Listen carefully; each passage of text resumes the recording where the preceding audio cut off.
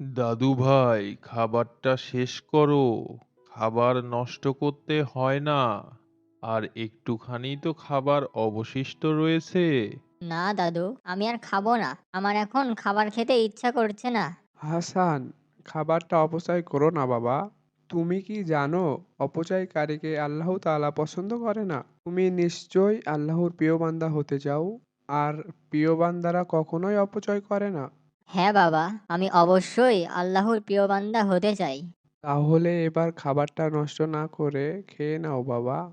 ঠিক আছে বাবা, আমি এখনই খাবারটা শেষ করছি। আমি কখনোই আর খাবার অপচয় করব না, ইনশাআল্লাহ। এরপর হাসান ঘুমাতে যায়। তারপর তার দাদু তাকে বলল, দাদু ভাই, ঘুমাতে যাওয়ার আগে কি তুমি ঘুমানোর দোয়া পড়েছো? দাদু, তুমি কি ঘুমানোর আগে যে ছোট্ট আমলটি পড়তে হয় সেটির কথা বলছো? কিন্তু আমি তো বেশ কিছুদিন ধরে দোয়াটি পড়তে ভুলেই যাই। উম, এখন তো আর আমি দোয়াটি মনে করতে পারছি না।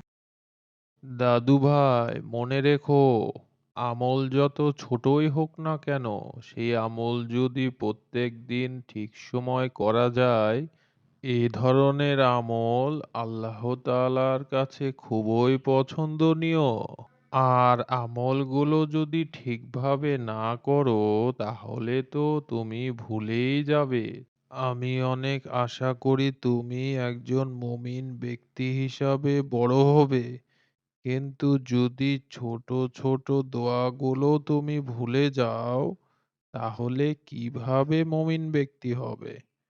দাদু, আমার ভুল হয়ে গেছে। আমাকে তুমি মাফ করো। তুমি একবার আমাকে ঘুমানোর পূর্বের দোয়াটি শিখিয়ে দাও। এরপর থেকে আমি নিয়মিত আমল করব। ঠিক আছে দাদু ভাই, এখন মনোযোগ দিয়ে ঘুমানোর দোয়াটি শোনো। ঘুমানোর দোয়াটি হলো, আল্লাহুম্মা বিইসমিকা আমুতু ওয়া আহইয়া। এই দোয়াটি প্রতিদিন ঘুমানোর আগে পড়বে। দাদু ভাই, এবার তুমি বলো তো দেখি। আল্লাহুম্মা বিসমিকা আমুতু ওয়া আহইয়া। আল্লাহুম্মা বিসমিকা আমুতু ওয়া আহইয়া। আল্লাহুম্মা বিসমিকা আমুতু ওয়া আহইয়া। আল্লাহ হাফেজ দাদু। আমি দোয়া করি আল্লাহ তাআলা যেন তোমাকে উত্তম রিজিক দান করেন। এখন ঘুমাও দাদু ভাই। আল্লাহ হাফেজ দাদু ভাই।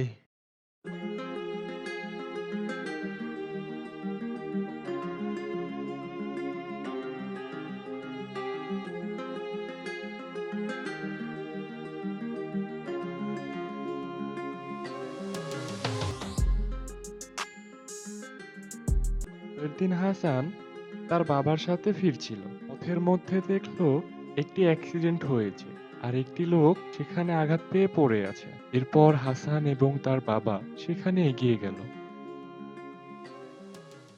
কি হয়েছে ওনার? এভাবে পড়ে আছে কেন? আর আপনারাই বা দাঁড়িয়ে দেখছেন? তাড়াতাড়ি ওনাকে ধরুন, এক্ষুনি হসপিটালে নিয়ে যেতে হবে। নাহলে তো উনি মরে যাবে। তাড়াতাড়ি আমার সাথে ধরুন ওনাকে। না ভাই, আমরা কেউ ধরতে পারবো না। কোন জায়গার না কোন জায়গার লোক, না জানি কোন বিপদ হয়, পুলিশ কেসও হতে পারে, আমরা ধরতে পারবো না ভাই। সি সি, কি বলছেন আপনারা এগুলা? আল্লাহ আপনাদেরকে হেদায়েত দান করুক। বাবা হাসান, শিগগিরই ওনাকে আমার সাথে ধরো। তাড়াতাড়ি হসপিটালে নিয়ে যেতে হবে। হ্যাঁ বাবা, আমি এখনই একটা ঘোড়ার গাড়ি দাঁড় করাচ্ছি।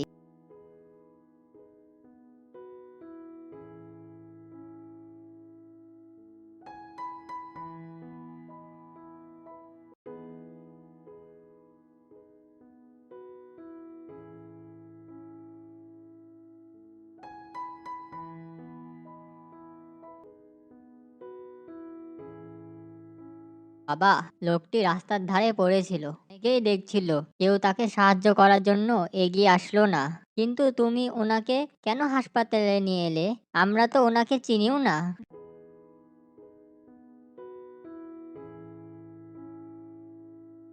হাসান, আমরা সকলেই আল্লাহ তাআলার বান্দা। আর আল্লাহ তাআলা বলেছেন, হে আমার বান্দা, তোমরা একে অপরকে সবাইকে সাহায্য করো। তাই ওনাকে হসপিটালে নিয়ে এসে আমি সাহায্য করেছি বাবা। তুমি শুধু মনে রেখো, যে মানুষ অন্যের বিপদে ঝাঁপিয়ে পড়ে, আল্লাহ পাক সকল বিপদ থেকে ওই মানুষটাকে রক্ষা করে। হ্যাঁ বাবা, আমিও অন্যের বিপদে সবাইকে সাহায্য করব, ইনশাআল্লাহ। এরপর দুই বন্ধু যে যার বাড়ির দিকে চলে যায়। হাসান কিছু দূর যাওয়ার পরে দেখলো একটি ছেলে রাস্তার ধারে হাত পেতে কান্না করছে আর সকলের কাছে সাহায্য চাইছে, কিন্তু কেউ তাকে সাহায্য করছে না। হয়েছে ভাই তোমার? তুমি এভাবে হাত পেতে কান্না করছো কেন? কি নাম তোমার? আমি উমর। আমার বাবা আজকে 3 দিন ধরে খুব অসুস্থ। কিন্তু টাকার অভাবে আমি আমার বাবার জন্য ওষুধ কিনতে পারছি না। তাই এখানে দাঁড়িয়ে সাহায্য চাচ্ছি, কিন্তু কেউ সাহায্য করছে না। আমার কাছে তো কোনো টাকা নেই। আমি বরং ওমরকে আব্বুর কাছে নিয়ে যাই। আব্বু নিশ্চয়ই ওমরকে কিছু সাহায্য করবে।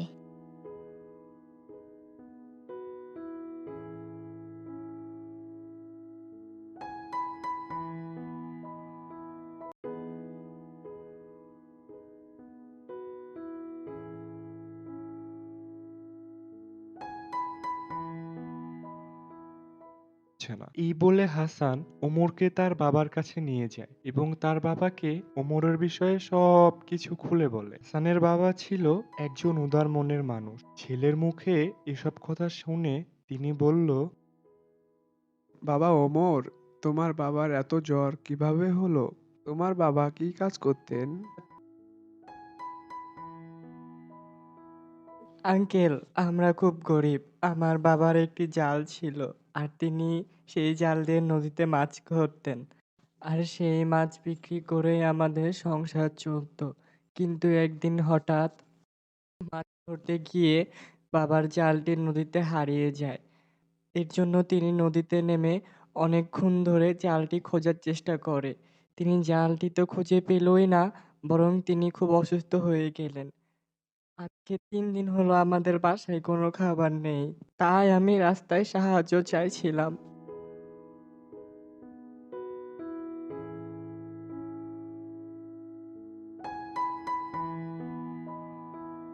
ঠিক আছে বাবা ওমর, তুমি কোনো চিন্তা করো না। এই নাও, এখানে 10,000 টাকা আছে। এখান থেকে তুমি কিছু খাবার নেবে বাসার জন্য। আর কিছু টাকা নিয়ে তোমার বাবার জন্য ওষুধ নেবে। আর বাকি টাকাগুলো দিয়ে তোমার আব্বুকে বলবে নতুন একটা জাল কিনে নিতে। আঙ্কেল, আপনাকে অনেক ধন্যবাদ। আমি তাহলে এখন যাই। বাবার জন্য ওষুধ কিনতে হবে। আল্লাহ আপনার মঙ্গল করুক। আল্লাহ হাফেজ।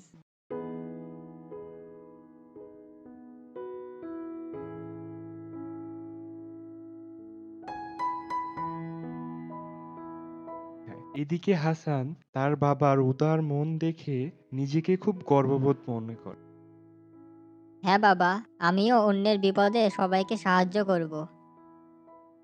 ইনশাআল্লাহ বাবা হাসান, তুমিও অনেক ভালো। তোমার জন্যই এই গরিব অসহায় বাচ্চাটিকে আমি সাহায্য করতে পারলাম।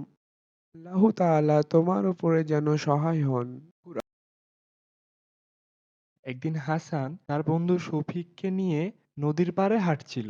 বন্ধু দেখো, কি সুন্দর সুন্দর পদ্ম ফুল ফুটে আছে। চলো না বন্ধু, দুজন মিলে গিয়ে ফুলগুলো তুলে আনি। বন্ধু, আমি তো সাঁতার কাটতে পারি না। আমি নদীতে নামতে পারবো না, আমার ভয় লাগে। বন্ধু, আমিও তো সাঁতার জানি না, কিন্তু আমার ওই ফুলগুলো যে খুব ভালো লাগছে। আচ্ছা বন্ধু, আমরা বরং একটা লাঠি নিয়ে ওই ফুলগুলোকে পাড়ে নিয়ে আসি, তারপর ফুলগুলো তুলে নিব। আহ, বাঁচাও, বাঁচাও, শফিক বন্ধু, আমাকে বাঁচাও, আমি ডুবে যাচ্ছি বন্ধু। হাসান, আমি তো সাঁতার জানি না বন্ধু, কি করে তোমায় বাঁচাবো? আচ্ছা, বরং আমি তোমার আব্বুকে ডেকে নিয়ে আসি। এই বলে শফিক বাড়ির দিকে দৌড় দিল। এদিকে হাসান নদীর পানিতে হাবুডুবু খেতে খেতে তলিয়ে যেতে থাকে। বাবা, ওই দেখো, নদীতে কে যেন হাবুডুবু খাচ্ছে। বাবা, তুমি দ্রুত তাকে সাহায্য করো। তাই তো, তুই কোনো চিন্তা করিস না বাবা, আমি এখনই আমার জালটা দিয়ে ওকে উদ্ধার করছি। বাবা, এ তো হাসান। তুমি যখন অসুস্থ ছিলে তখন ওষুধ কেনার জন্য ও তোমার নতুন জাল কেনার জন্য এর বাবা আমাকে টাকা দিয়ে সাহায্য করেছিল। বাবা, ও তো কথা বলছে না। বাবা, ও কি সুস্থ হবে না? তুই কোনো চিন্তা করিস না বাবা উমর। নদীতে ডুবে ও অনেক পানি পান করে ফেলেছে। এখন ওর পেটের ভিতর থেকে পানিটা বের করলেই ও আবার সুস্থ হয়ে যাবে ইনশাআল্লাহ। এই বলে ওমরের বাবা হাসানের পেটে চাপ দিতে থাকে আর হাসানের মুখ দিয়ে পানি বের হতে থাকে। এইভাবে কিছুক্ষণ চলার পর হাসানের জ্ঞান ফিরে আসে। তুমি ভয় করো না, আল্লাহ তাআলা তোমার সাথে আছেন। আল্লাহ তোমাকে সাহায্য করেছে। তুমি যখন নদীতে পড়ে গেলে আর শফিক আমাকে ডাকতে গেল, তা না হলে তুমি এতক্ষণে মারা যেতে পারতে। রব্বুল আলামিন এই উমর ও শফিকের মাধ্যমে তোমাকে বাঁচিয়েছে আর আমাদের কাছে ফিরিয়ে দিয়েছে। ভাই, তোমাকে অনেক ধন্যবাদ। আল্লাহ তোমার মঙ্গল করুক। এই ছিল আমাদের আজকের গল্পটি। গল্পটি ভালো লাগলে অবশ্যই লাইক করুন। এরকম নিত্য নতুন গল্প দেখতে আমাদের চ্যানেলটি সাবস্ক্রাইব করুন। ধন্যবাদ।